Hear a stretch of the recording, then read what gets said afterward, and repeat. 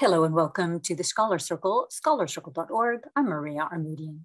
In this hour, the conflict in Afghanistan has transformed with the United States withdrawal. We examine why the government fell and the impact on the country and the region. Doug Becker explores these questions and more. I'm Doug Becker. Since the U.S. formally began withdrawal from Afghanistan, the nation has witnessed an incredibly rapid deterioration of the government's position. President Ashraf Ghani has fled the nation, and the opposition Taliban are poised to control the nation upon the completion of this US withdrawal.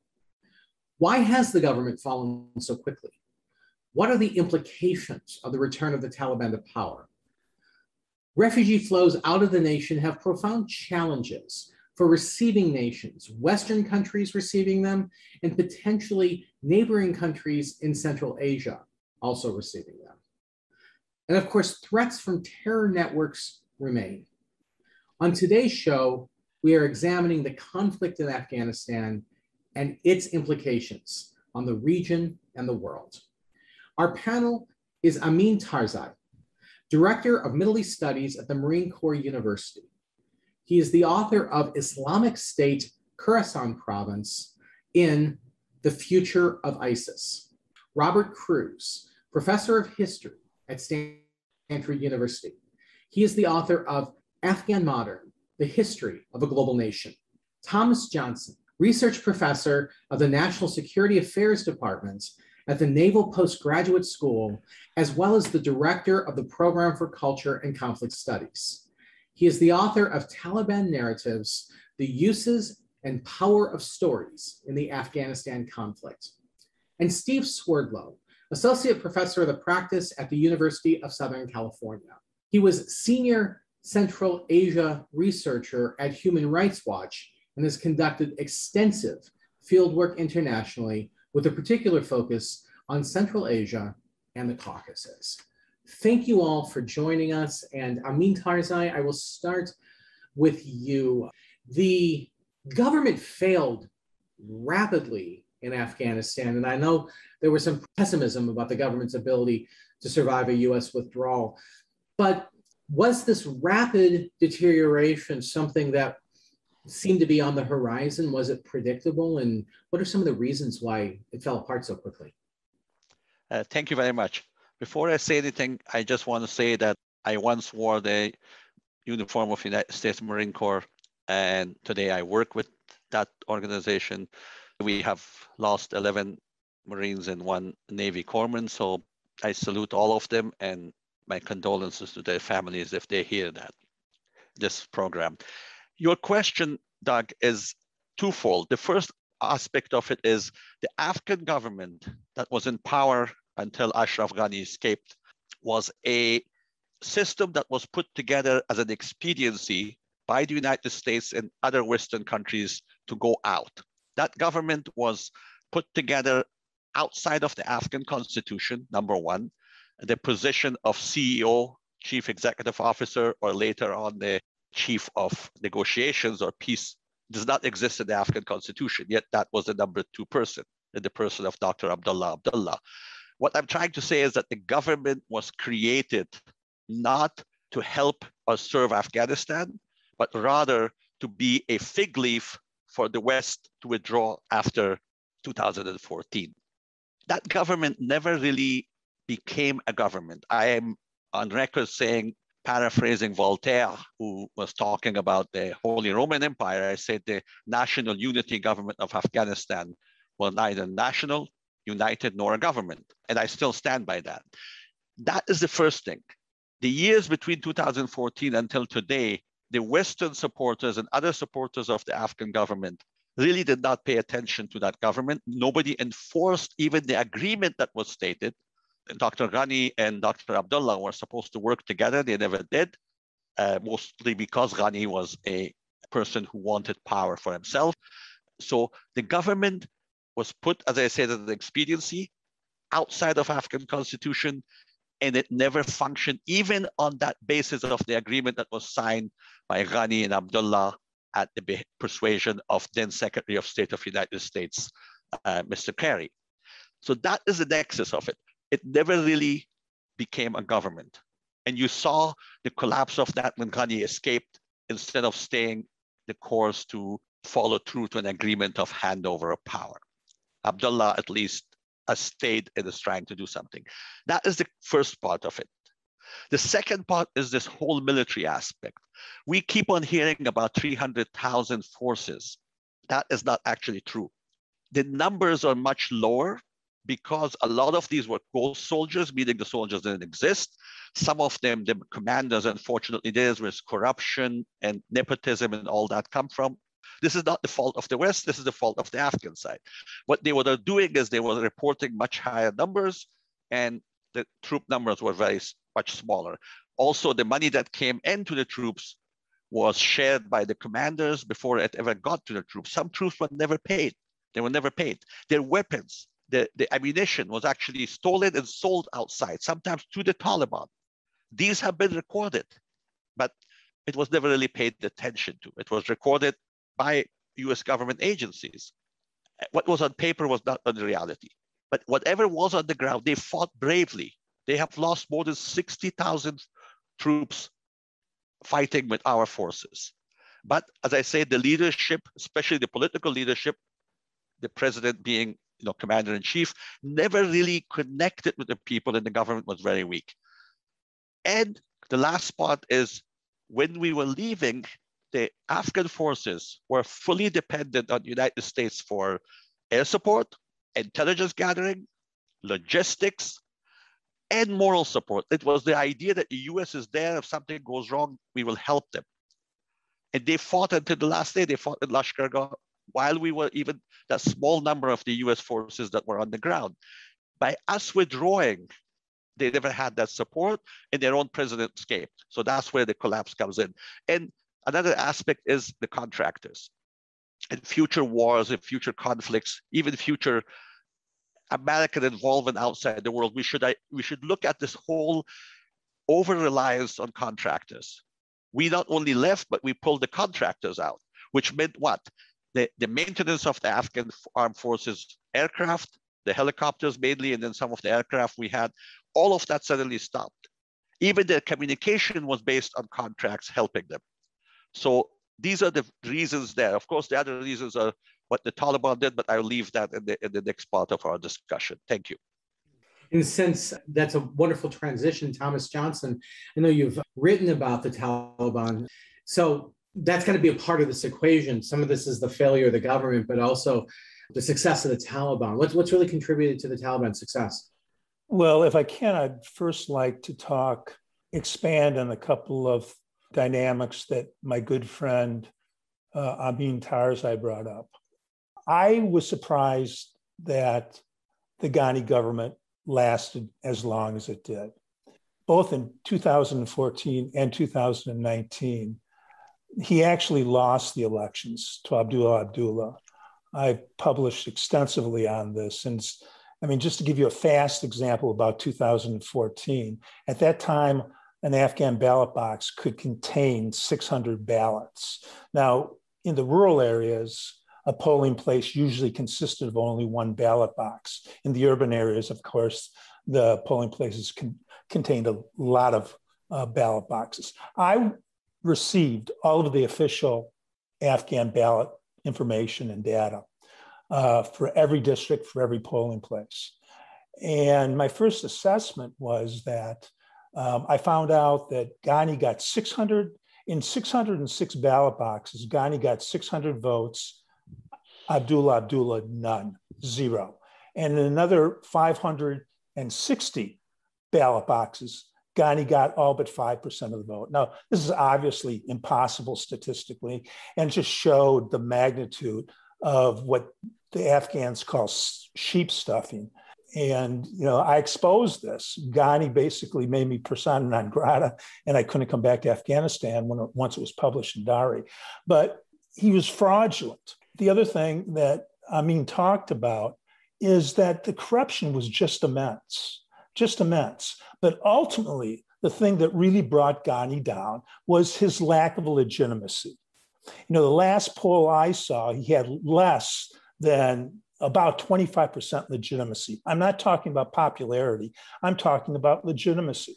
And if you take a look at theorists of insurgency and counterinsurgency, and I think Mao was one of the best theorists in this area, Mao said that it only took two things for an insurgency to be successful: to have a regime that had less than 80% legitimacy and also had 15% of the population support. And both of those were true in Afghanistan. I'll get to the Taliban in a second, but I also want to talk a little about, I think everyone should pay close attention to Greg Whitlock's book, The Afghanistan Papers, that's going to be published on August 31st. We were not told the truth for years about the capability and the size of the Afghan National Defense Forces. Now, relative to the ANP, they were basically useless because they were an extractive organization. Throughout history, constabulary and police units play an important role in counterinsurgency. But in the case of Afghanistan, the Afghan National Police were literally the most hated institution in many parts of the country. I was seconded to the Canadian Army to serve as the commander's, General Vance's senior political officer and COIN advisor. And, I have a lot of friends in Kandahar. And one of the questions that was always asked to me, how can I get my cousin's motorcycle back that was stolen by the Afghan National Police? And of course, you never could. But also 33% of the Afghan National Police never received any formal training. So they can be basically reduced or eliminated from the algorithm relative to the fighting the Taliban. The ANA, and I still get extremely upset, and Amin surely pointed to this, we still have pundits on television that are suggesting that the Afghan National Defense Force, both the combination of the Afghan National Police and the Afghan National Army, was as large as 375,000. Craig Whitlock in the Afghanistan Papers will show how misleading that's been. I estimate, and people that know the subject better than I estimate, that when the Taliban attacked in earnest, about a month ago, there was maybe 50 to 60 Afghan National Army soldiers under arms. And while they improved a lot after our basic withdrawal in 2004, let me just tell you one thing. In 2004, along the Jalalabad road to Kabul, where most of the training bases were, we had a metric that we used to evaluate each trained unit, with one being they couldn't do anything independently, they couldn't even feed themselves, to 4, they can do everything independently. In 2014, after training, tens, if not hundreds of thousands of Afghan National Army. And you have to also understand that the ANA had a 33% non-recruitment and desertion rate every year. Only 3 units received either a 3 or a 4, only 3. Now, their capabilities increased greatly over the years after our withdrawal, but they were still very weak and their capabilities were greatly exaggerated. Our special forces continued to train the Afghan special forces, and they had some good units, but their capabilities were also greatly exaggerated. And plus, they were made up of a lot of minorities. The only thing worse than an American or NATO soldier coming in the middle of the night and knocking down a wall or a door and bringing all the people of that compound Kalat out into the public, women in their bedclothes. The only thing worse than that would be a Hazara doing that. And so the special forces face that. But to get back to your original question on the Taliban, and I hate this expression because it's used so often, but they had a time while we had the watches. They would be willing to fight for 50 additional years to achieve their goals. And their goals, as stated before the political theater of Doha, their non-negotiable demands were stated by Baradar's assistant, who said that 1, the reestablishment of the Afghan emirate, and 2, the reinstitution of their view of radical Deobandi Sharia law. Now, of course, the reformulation of the emirate ends the Afghan republic, basically. But the Taliban also greatly increased the numbers of soldiers that they had on ground. Up until a couple of years ago, if somebody asked me how many Taliban were in the country, I'd say, first of all, they'll put as many in the country as they need to accomplish their goals. And that was usually between 25 and 30,000. But this year, you saw an influx of about 85,000 Taliban. And it was clear that they were moving into a different phase of the conflict. And I don't know how true the reports are, but they also suggest that they were supported by 10,000 non-Afghans that were fighting with them. And I can't confirm how truthful that is. So, I mean, the staying power of the Taliban was the key thing, Doug. And we have 4-year election cycles. They knew that. The only reason they participated in the theater at Doha in the first place was to extend it long enough to be able to see how Biden was going to respond to the absolutely ridiculous historic peace agreement announced by Zalmay Khalilzad on February 29th of 2020. It was never a peace accord. It was basically a plan for a phased withdrawal. So, my bottom line is that the Taliban had the time, they had the morale, they had the armaments that they needed, and they had the public support to be able to do what they, take Kabul basically in 11 days.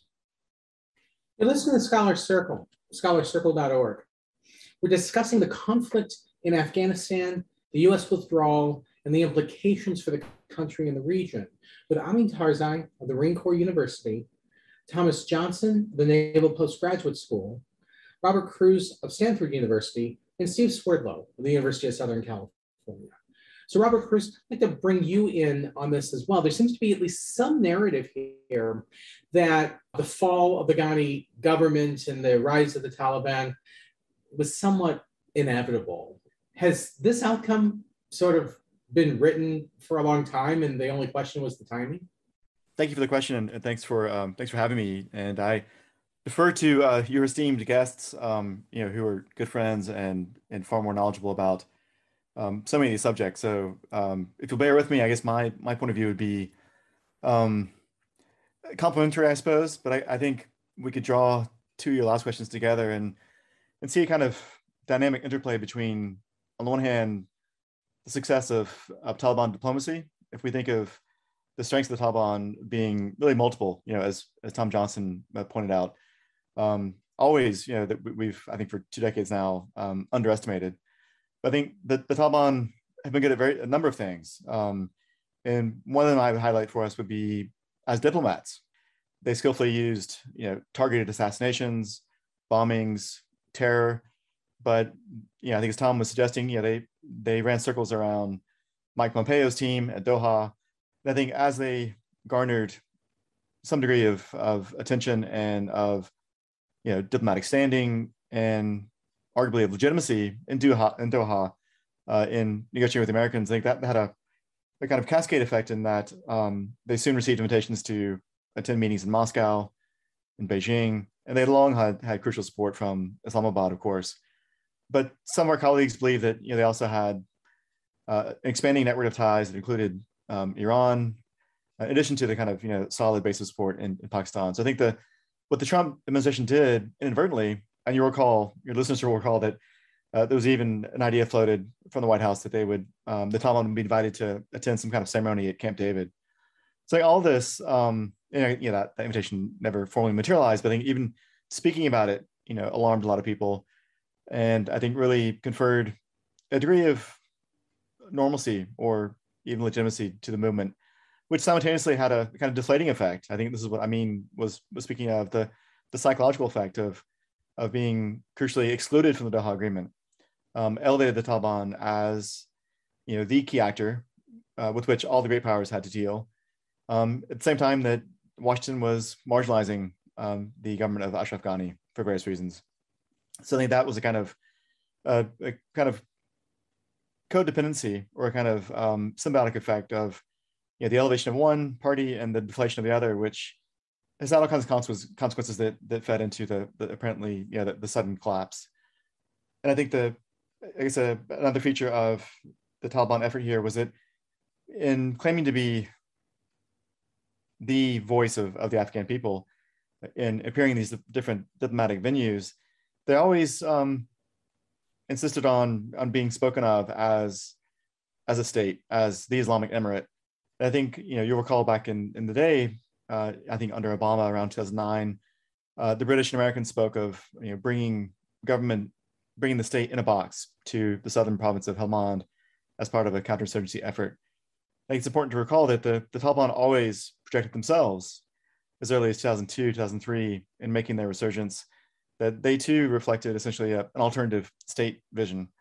This meant shadow courts, shadow governors, but abstractly, especially as their social media campaign became more sophisticated, they projected this image of a state in the waiting of an emirate, with a different name, different flag, different symbolism.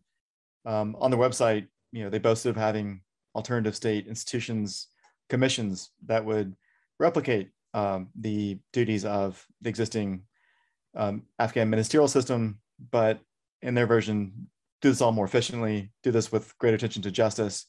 And so this kind of state in a box that the emirate projected in various capitals, I think had a kind of deflating effect on the actual holders of Afghan state positions. And this capacity to always insist upon being a state in exile was very effective in changing how people responded to a moment of crisis. And then, as Amin noted, and as Tom noted, as US forces retreated and as people were forced to make a decision about whether to fight, whether to flee, how to survive, given that very rapid series of events, all of this I think came to weigh on lots of Afghan politicians and of course on the fighting forces. And so I think that's partly the structure here is one that Washington created, the dynamic, the kind of undermining its supposed partner while bolstering its supposed enemy at Doha, has had multiple effects that we're only beginning to understand. Doug, could I just have a few minutes very shortly to Absolutely, Tom. expand? Okay, one of the things that your listeners have to also understand that we have a coin manual. Initially, it was Army FM 3-24. It was rewritten 6 times. It's now joint publication 3-24. Let me jump in just quickly. COIN stands for counterinsurgency, correct? Counterinsurgency, yes. In fact, it was written when Crystal was at Leavenworth running TRADOC. But anyway, the point that I want to make is that in that manual, it suggests that a counterinsurgency and also an insurgency is 80% informational or political and only 20% military kinetic. And I also think the Taliban recognized that much better than we did. And that's why I wrote the book, Taliban Narratives. Their narratives, their stories, their propaganda was brilliant. It might not be true, but it was brilliant to be able to bring the rural population to them. Maybe we can get into it in a little more detail later, but I did want to raise that. And our information campaign was terrible. No, absolutely. Those issues, we certainly got to go into more detail about that, but I'd like to bring Steve Swerdlow into the conversation.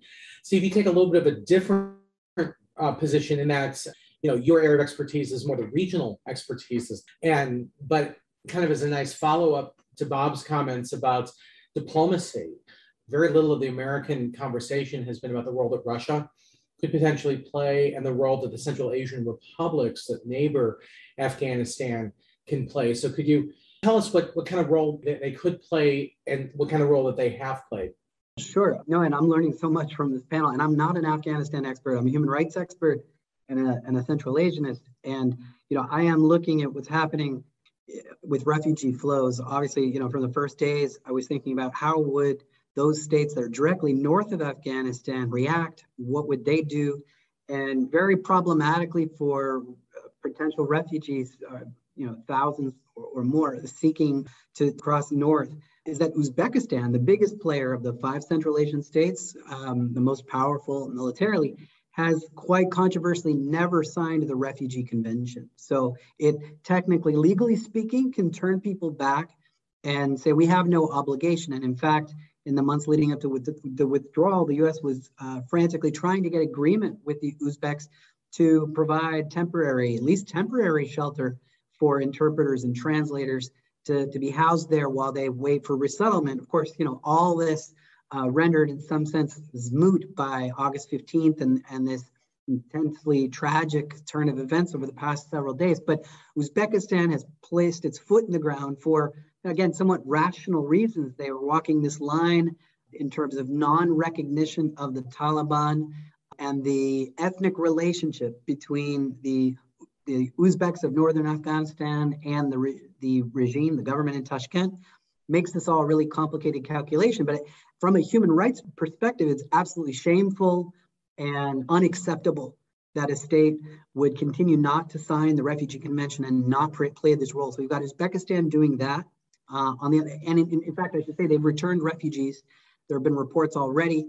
And there was a very sort of cryptic statement they issued, their foreign ministry in Tashkent, saying that they had received assurances from the Taliban that the Afghans they returned would not be harmed. So this false notion that there could be credible diplomatic assurances from the Taliban not to violate human rights of the people that are coming back is it's laughable, and it's really worrying and difficult. Then to the east of Uzbekistan, a little bit further along the border, of course, you have Tajikistan. Now, they said that they would take up to 100,000 refugees. And it's good that they made that promise, but as of yet, we haven't really seen evidence that the Tajik government is receiving refugees. And they're incredibly nervous about, in fact, it's Tajikistan that's been most explicit about so far not recognizing the Taliban as the legitimate government. They've been, in a way, Rasmon, the longstanding dictator of Tajikistan, made an interesting statement in which he said he wishes Afghanistan peace, but he can't recognize the Taliban unless an inclusive government is formed that recognizes the rights or acknowledges the rights and is representative for the Uzbeks, the Tajiks, and other ethnic minorities. Obviously, the relationship between the Tajiks in Tajikistan and the Tajiks in Afghanistan, very complicated, but it's rare. It's rare to see a post-Soviet autocrat get so undiplomatic about this. And sort of, I wouldn't say it's a salvo against the Taliban, but at least it's an indication that this is going to be a rocky road and that Tajikistan fears perhaps being drawn into military operations. When you meet with a lot of Tajiks, this isn't necessarily uniform, but a lot of Tajiks in Tajikistan feel a lot of solidarity for Ahmed Massoud leading now the insurgency or the resistance in Panjshir Valley. Then you have Turkmenistan on the other side of Uzbekistan, which has been doing the opposite. They've been negotiating with the Taliban. By my count, they met with the Taliban before the takeover at least 3 or 4 times, usually with Moscow involved, doing that sometimes in Moscow, sometimes in Ashgabat. And they also have not been upholding their human rights obligations to provide safe haven. So when you combine the behavior of the Central Asian governments with Pakistan and Iran, and then China, of course, seeking to have agreements with the Taliban about ethnic Uyghurs, not even Chinese nationals, but maybe even Afghan nationals, Uyghurs being sent out of the country to China in order to secure, sort of lock down that eventuality or possibility of an Uyghur resistance from Afghanistan, you see a really bad picture. So the focus in the media has, of course, understandably been about the U.S. evacuation effort of refugees, which has been, obviously not happening nearly as fast as it should. But I think we have to remain very vigilant and focused on the obligations of all the states around Afghanistan to protect human rights, uphold human rights. And I'll end this little soliloquy with the latest news from the Human Rights Council, where human rights organizations and a lot of governments were calling on the council to create a mechanism to monitor not just the refugee situation, but obviously rights for women and girls, to monitor the Taliban as stringently as is possible through diplomatic means, whatever that means. But unfortunately, the UN Human Rights Council, as it often does, did not come together. And you had Pakistan, I think it was, advancing a resolution which was fairly watered down. So you don't have a mechanism in international practice right now to really watch what happens to people's rights. Amin Tarzi, I know on a day like today, when we're recording, of course, we are learning the news of explosions, people killed, near the airport and in other places around the country. And it was a reminder that there are security risks, certainly with respect to the US withdrawal and future security risks. Now, at this point, I don't know if they've attributed the attack, but there's certainly been concerns of the ISIS organization, the so-called ISIS-K, or was it ISIS Khorasan? And I mean, I know you've written about this. Could you tell us a little bit about this organization, what kind of threat this organization might pose? ISIS, which is called Islamic State in Khorasan province. Khorasan goes back to the early Islamic empires. It was a province of the Abbasid Empire, and it encompasses part of Afghanistan, northeastern Iran, and parts of Central Asia. But when they say Khorasan, they mean Pakistan, Afghanistan mainly, but sometimes India. They have claimed responsibility officially. They have even put a picture of the person who, at least as far as they're claiming, conducted the suicide bombing. I will not name him. I will not honor him. His name is there. His picture is there. So they have indeed claimed responsibility. Who is the ISKP, or Islamic State Khorasan province? They are an offshoot of the ISIS that came out in Iraq and in Syria, of Islamic State. Their relationship with Baghdad and Syria is pretty loose. They are more inspirational leadership there than it is a functional leadership. They mostly come from Pakistan. Individuals, there are some Afghans, Pakistanis, there are some Uyghurs, you just mentioned right now, Steve said it. There are some Uzbeks from what used to be IMU, Islamic Movement of Uzbekistan, the Eastern Turkestan movement. So there are Central Asians among them. The core is Pakistani. There are Arabs in them too. Some disgruntled Taliban are there. They came out mainly after the Tahrik Taliban Pakistan was pushed out into Afghanistan. Their birthplace is in the eastern province of Afghanistan called Kunar. And then they actually for a while had established themselves in 2015 in Kunar and Nangarhar, which is again another eastern province. They have never had a good relationship with the Taliban from day one. One thing that you heard again, I think Steve mentioned it and Bob mentioned it well, that the Taliban were in this diplomatic charm offensive.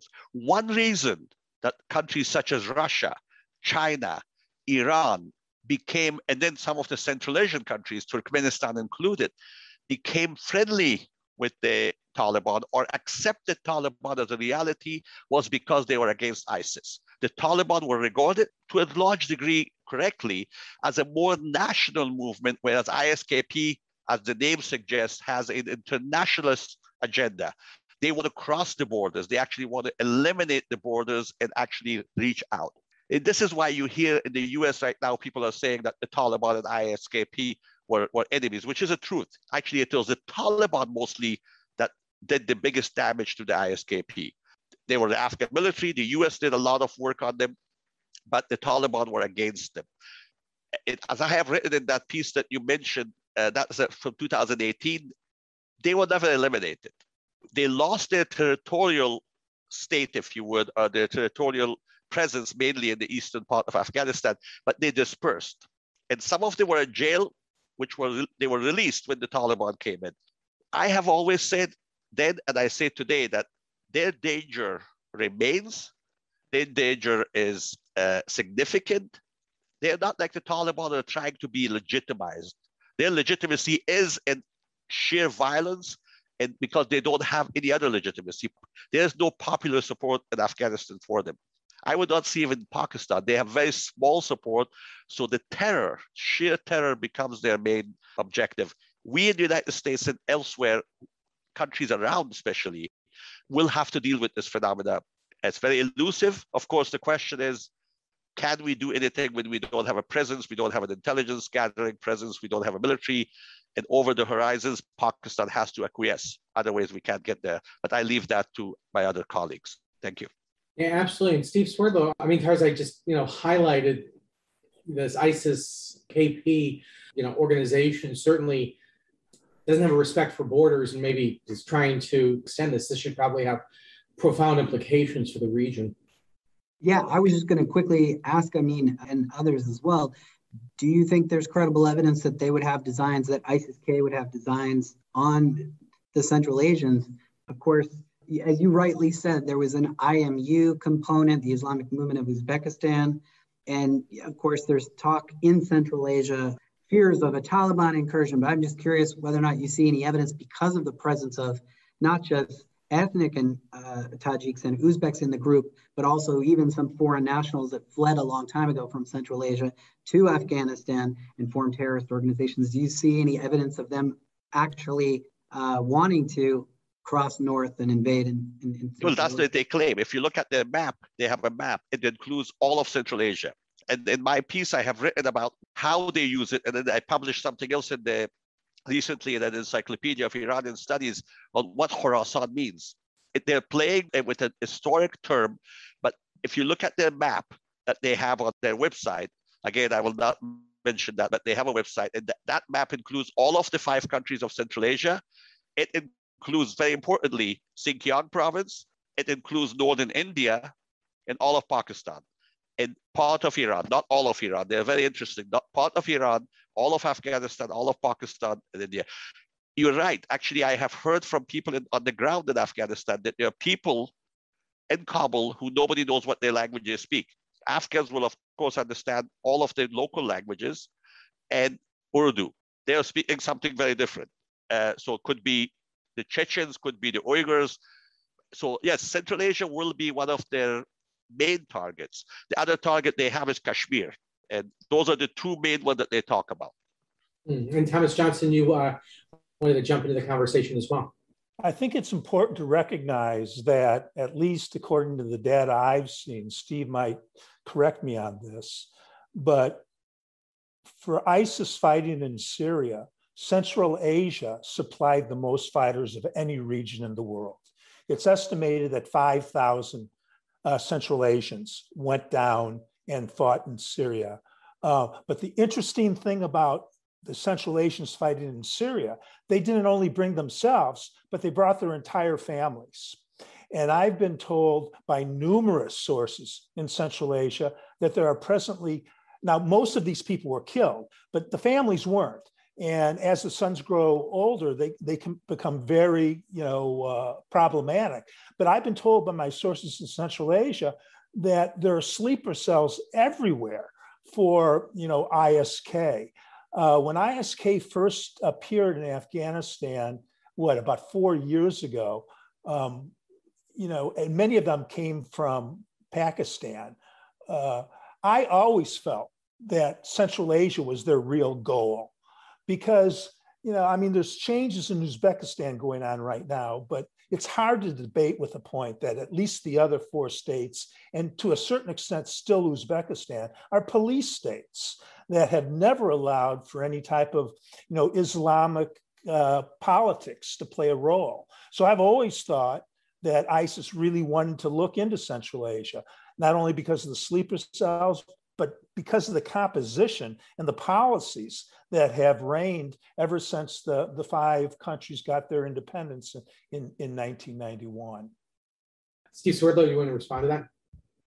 Amin was saying that Tunisia was the largest supplier of fighters, but you're absolutely right. 5,000 were estimated Central Asians to be in Iraq and Syria. And now there's a really interesting situation of the repatriation of a lot of those families back to Central Asia, back to the Central Asian governments. But I think Thomas's point is right, which is the assertive secularism of these majority Muslim governments in Central Asia is a target. But it's interesting to hear how you both view it, because from my perspective, looking from Central Asia at Afghanistan, it's more the case usually that the dictators and the autocrats in Central Asia are playing up a threat, exaggerating a threat in order to crack down on human rights inside the country, and as like Thomas said, not allow religious freedom or political Islam to exist in any way. Absolutely. You're listening to Scholar Circle, scholarcircle.org. We're discussing the future of Afghanistan with Amin Tarzi of Marine Corps University, Thomas Johnson of the Naval Postgraduate School, Robert Cruz of Stanford University, and Steve Swerdlow of the University of Southern California. And Robert Cruz, I'd like to turn to you, and especially, written about Afghanistan as a modern nation, as a global nation. I know ethnic identity certainly has driven conflict in Afghanistan throughout, a big chunk of its history. How much is there a real threat of this ethnic conflict? And also, I guess broadly, is this conflict, at least in part, the future of this conflict of a Taliban that represents an Afghan, a desire for some sort of an Afghan identity versus this ISIS-K or ISKP that's much more international in its approach? Thank you. I mean, that's a very challenging question, but an important one. I mean, the place of ethnicity in the whole Taliban phenomenon is important. I mean, maybe it's useful to start with their claim. I mean, the Taliban have long claimed in public that they represent everyone, right? That they represent Islam, that they are, in effect, uninterested in ethnicity per se, and that they represent Islam, they represent all Afghans, and as others noted, they represent a national framework for politics. So in their defense, they've long claimed, we're distinct from other more internationalist thinking, Islamist groups. We really just are devoted to Afghan sovereignty, to really just ruling Afghanistan. So don't worry about our international ties, like with Al-Qaeda. Don't worry about our designs in other territories. But in practice, it's more complicated because many Afghans see them through the lens of ethnicity. They see them primarily as a Pashtun fighting force. And many people see them as essentially a kind of ethno-nationalist movement. And again, they deflect that kind of attribution. And they also argue themselves that, they're not a tribal movement. President Biden today observed that, Afghanistan's always been, this place of tribes that have never gotten along with one another. And of course, that's to all of us here, I think it's an alarming misreading of Afghan history and politics. But the element of tribe, can be exaggerated as a kind of organizational force for Afghan politics, but it is meaningful for some communities. And the Taliban have done this, have I think long pursued an interesting strategy of attempting to draw members from different Pashtun communities who affiliate with different kind of tribal organizations. And here, tribe, I think all of us could probably say something different about that, but I think it might be useful for your listeners to try to conceive of tribe in this context, not as something that determines people's politics and choices, but really as a kind of identification which coexists alongside other modes of identification, and which is also historically contingent and situational. So I don't know if Steve Swerdlow has ever heard this formulation, but there's a great scholar from the North Caucasus who, in trying to explain these kinds of affiliations there, he's likened, the notion of tribe in the North Caucasus to, something like an American alumni network. So you have an affiliation with, USC or with the University of Arizona or with University of Florida, and it's one important part of your identity, but it doesn't displace all others. So in Afghanistan, there are communities that imagine, they have a past, a shared genealogy, and it creates certain kinds of affinities. But it's important, I think, to put them in play with all kinds of other issues. I mean, I think, Tom's reference to people he's met who, had their bike stolen and they want it back from the police. I mean, there are things in which those networks that we may, identify as being family or genealogy or larger community might be operated in a moment when you want to get your bike back. But again, it doesn't mean that defines every aspect of your life. At a time when, in modern times, Afghans have been displaced, around the planet. They have been exposed to modern politics. I think, Doug, this is where I would, emphasize this kind of tension that we have in our imagination between tribe and modernity. But I would suggest that, we tend to look at tribe as being something primitive and unmodern or anti-modern, something that is kind of outside of modern politics. But I would suggest instead that most Afghans, especially in modern cities, have been exposed, especially in the last 2 decades, to all kinds of phenomena which, are the stuff of modern politics, of mass media, of claims of development, of ideologies, from everything from what we might call social democracy or Marxism-Leninism back in the 60s and 70s and 80s, to, kind of progressive green politics, to, attention to climate change, to secularism, even to atheism. So there's actually been, in the last 2 decades, the emergence of a very pluralistic kind of political landscape. And for some, yes, your family that matters. Sometimes, understanding of ethnicity matter, particularly for groups like the Hazaras who've been targeted, for their ethnic and sectarian identities, for their physical appearance, for their, level of education, for their historic wrong in the Afghan social hierarchy. So there are really a host of elements that come together, not least of which, we might highlight the role of class. A lot of choices have been made, given, depending on one's proximity to American power, to the NGO world, all the things that came with, material benefits have been important, housing, transportation, access to education, access now to a passport, all these crucial things, which are really, coming down to kind of life and death opportunities, had a lot to do with, where you stood in relation to various international actors over the last 2 decades. So I'd say that, Afghan politics are extremely complex, but some of the categories that we bring to other histories and other contemporary political scenes are also relevant here. Again, class, ethnicity, religious outlook, political affiliation, alongside what we might call tribe or ethnicity. So it's really, I guess it's a very dynamic picture that is more familiar, I think, than we're often told. I think, audiences who follow American politics, who follow European politics, will see a lot in this story and see a lot in the competing forces, which are, familiar to them. And I would say in the current landscape, I mean, the people who call themselves, in the Afghan context, the representatives of the Republic, that is kind of trying to carve out, especially in the last year or so, carve out a space that, is against the Taliban, but is also highly critical and really in some quarters vociferously opposed to the Ashraf Ghani government and, their foreign ties, their foreign passports, their dual citizenship, their property in Dubai, their corruption, all these factors. So there's a public has emerged that is quite interesting because I think it's been overlooked, and it's not reducible to being pro-American or pro-liberal democracy or pro-human rights. Actually, we can find people across the spectrum, some of whom are, Islamist and wary of American human rights talk or Western human rights talk, but who want to be engaged in Afghan politics, who want a voice. And I think what's striking is that given this pluralistic landscape of people who want different things, the one thing that unites them has been hostility both to the Taliban and to the Ashraf Ghani government and its foreign backers.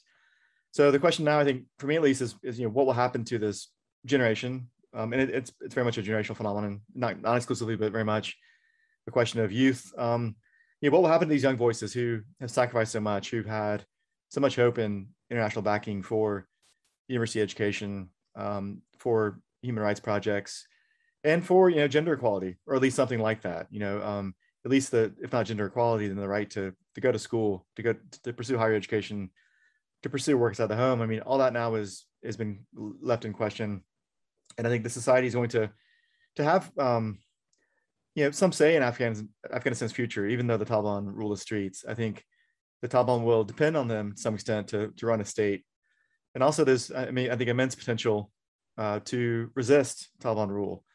If not overtly through kind of armed opposition, through all kinds of things that historians have emphasized in other societies, where in an unequal fight, the weaker parties can often exert some kind of power in shaping the destiny of the country. So I think much of that is left, left to be seen. And I think this is really a window, given very few other options for the international community, as far as it exists as a real actor, to press the Taliban to rule in a way that gives some space to these younger voices, and to make some accommodation of this budding generation that wanted some kind of pluralism, that wants different things. And as I hear from some of my friends and acquaintances, they point out, especially among women, they say, we didn't ask for this. We didn't ask the Taliban to be here. Some of them are quite young. I mean, they were 2 years old, 3 years old the last time the Taliban ruled. They've grown up in an entirely different setting. Again, it wasn't perfect. It wasn't all American created, but I think many Afghans did create a kind of civil society. And this wasn't just Kabul. I mean, I know Kabul, it's most evident, but I think even in some of the provinces, there were younger voices who really, really wanted higher education and really wanted a kind of cosmopolitan life with access to a world beyond their immediate horizons.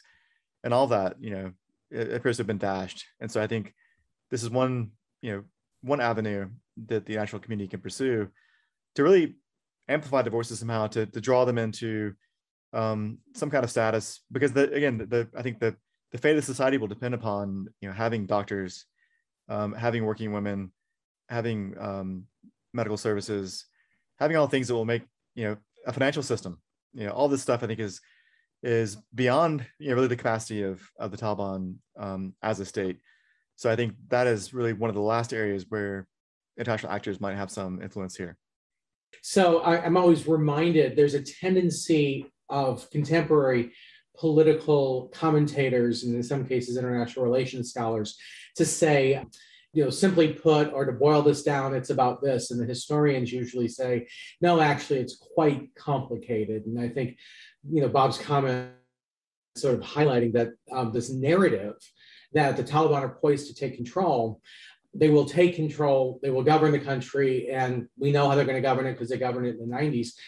But there's much more complexity to that, including the last 20 years of development, which then leaves sort of my last question here. I think I'm going to direct this at Amin, but you all can respond to this. This is a conflict that is being described as sort of being over and the Taliban have won when the US withdraws. But the attacks by ISKP and the potential for ethnic conflict, et cetera, suggests that this conflict is far from over. Is the conflict far from over, or are we going to see a relatively stable resolution once the United States leaves? I'll ask Amin, I'll ask you. I think it depends partially. The opposition to the Taliban cannot survive without support from outside. It's impossible. And if they can manage to have their relationship with the Taliban, good relationship with the Central Asians, with China, with Russia, the Iranians already are on board, and they don't become too disruptive and too anti-Shia, and I think they have a chance to muddle along. However, and deal with the terrorism inside. They're pretty brutal with the ISKP, so they know each other well in that sense. They will do things that a foreign country would not do. So I think the key here is how the Taliban manage. The Taliban are not monolithic. They've never been, and that they are not now. Some of the group have become very sophisticated. They have been in Kremlin, they have been in Beijing, they have talked with Pompeo, they have talked with everybody. They understand how to do politics. And if they get the upper hand with Mullah Baradar and people like that, then I think the Taliban could muddle along, as long as they don't irk the Afghans too much. Just 3-4 days ago, they celebrated Ashura, which is the high point of Shia religious festival, commemorating the martyrdom or death of Hussein. This would have been unthinkable a few years ago. So if they continue that, I think they can muddle along. But the problem is, if they don't, and the opposition is created and some other countries can help them, then again, Afghanistan unfortunately falls into another civil war, and who knows, sucks in Central Asia. I think the country that should watch this the most, and I'll stop it here, is Pakistan. Mm-hmm. Pakistan is right now, think they have victory, but I think the country that is the most in danger right now is Pakistan. In time, we have about a minute and a half left. I'll give you the last word. Let me just tell you what my horror scenario is. I think I agree with most of the things that Amin talked about, but there is still a possibility of a large civil war. And that could be absolutely disastrous because, it's not inconceivable that if there's a large civil war, you couldn't have a number of regional interlopers also join, including Iran, China, Russia, Pakistan, India. And of course, that's the horror story. And I don't think that's inconceivable. I recognize that the resistance controls Panjshir right now, and that's not large enough. But, a civil war an expanded civil war is my real fear. Thank you very much. We've been discussing the ongoing conflict in Afghanistan and the US withdrawal. Our panel today has been Amin Tarzi, Director of Middle East Studies at the Marine Corps University. He's the author of Islamic State, Khorasan Province in The Future of ISIS. Thomas Johnson, research professor of the National Security Affairs Department at the Naval Postgraduate School, as well as the director of the Program for Culture and Conflict Studies. He's the author of Taliban Narratives, The Uses of Power and Power of Stories in the Afghanistan Conflict. Robert Cruz, professor of history at Stanford University, and the author of Afghan Modern, The History of a Global Nation. And Steve Swerdlow, associate professor of the practice at the University of Southern California and senior Central Asia researcher at Human Rights Watch. He's conducted extensive fieldwork internationally with a particular focus on Central Asia and the Caucasus. Thank you all very much. Thank you to our guests and to you for listening. The Scholars Circle team includes Doug Becker, host, Ankine Agassian and Melissa Chiprin, managing producers, Sad Dongre, our webmaster. I'm Maria Armoudian, and we'll see you next week.